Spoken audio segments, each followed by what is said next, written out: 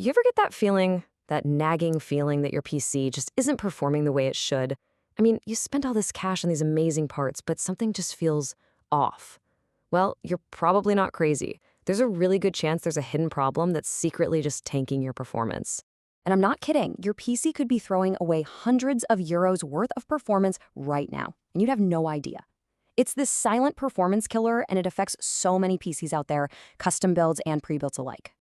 So, picture this. You've got a brand new, top-of-the-line graphics card, a real beast, right? The kind that promises you can crank everything to ultra and get those buttery smooth frame rates. You've invested in what should be the heart of your gaming experience.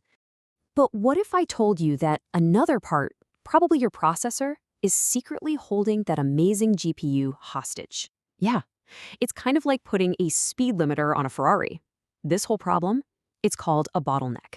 So what is a bottleneck, really? Well, think of it like this. It's when one piece of your hardware just can't keep up with another, and it creates this digital traffic jam. And here's the kicker, the most important thing to get. Your entire system's performance is capped by its weakest link. Your PC is only ever as fast as its slowest part. So in this explainer, we're going to tear this whole concept apart. First, we're going to use a really simple analogy to show you what a bottleneck actually is. Then I'll show you how to find one on your own machine in like seconds. And most importantly, we'll go over how to fix it so you can finally get all the power you paid for.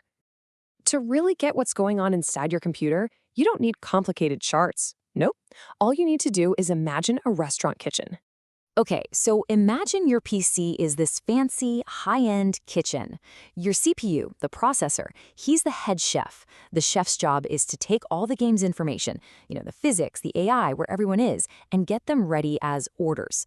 Then you have your GPU, the graphics card. That's the plating team. Their only job is to take those finished orders from the chef and turn them into the gorgeous images or plates you see on your screen. Now, here's where it gets interesting. Depending on how well this kitchen is running, you can hit two very, very different kinds of problems. Let's see how this all plays out.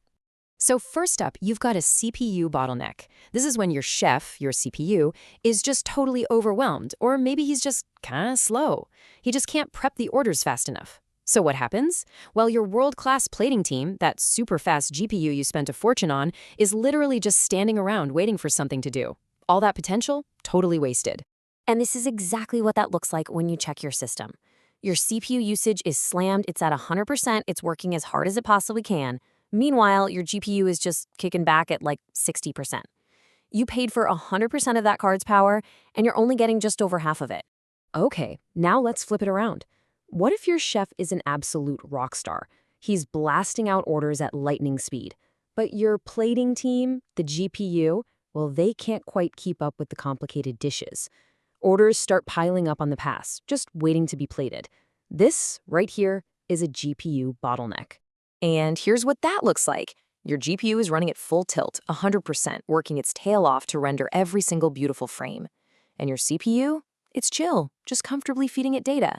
Now, you might think that looks like a problem, but get this.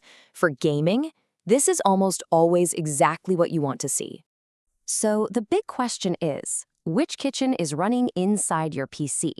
Is your chef slow, or is your plating team overwhelmed? Well, let's find out. I'm going to show you how to become a performance detective in 3 dead simple steps. Seriously, this couldn't be easier. First, just fire up a game, any game you play a lot. While it's running, open up a system monitoring tool. Task Manager in Windows works, sure, but if you want the real details, something like MSI Afterburner is the way to go. Then, you just look. Just watch the usage numbers for your CPU and your GPU while you're in the game. That's it. And reading the results is super straightforward. If your GPU usage is consistently high, we're talking 95 to 100%, you're golden. That's a good thing. But if your CPU is pinned at 100% while your GPU is kind of loafing around, yep, that's a classic CPU bottleneck. And if your GPU is maxed out while your CPU is barely breaking a sweat, you've hit the gamer's sweet spot. Look, if you remember only one thing from this whole explainer, make it this.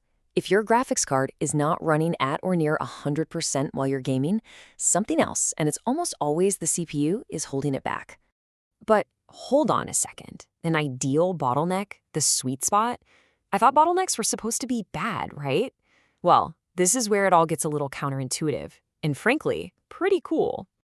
Here is the big twist. A bottleneck is not always a bad thing.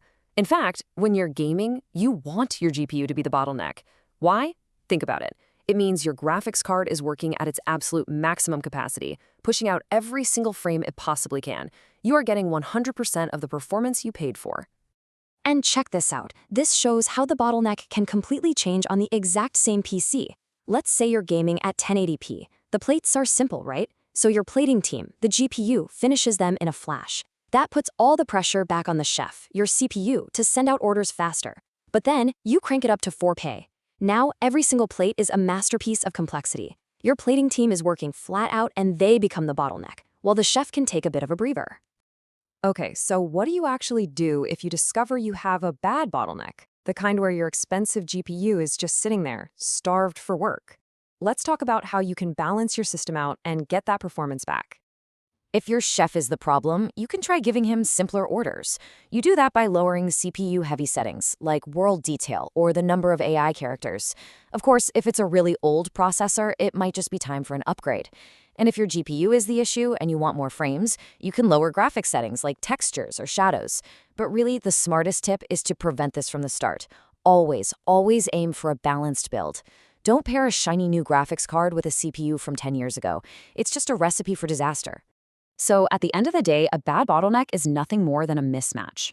It's just one part not being able to keep up with another. But now you know how to find it, you know how to understand it, and you know how to fix it.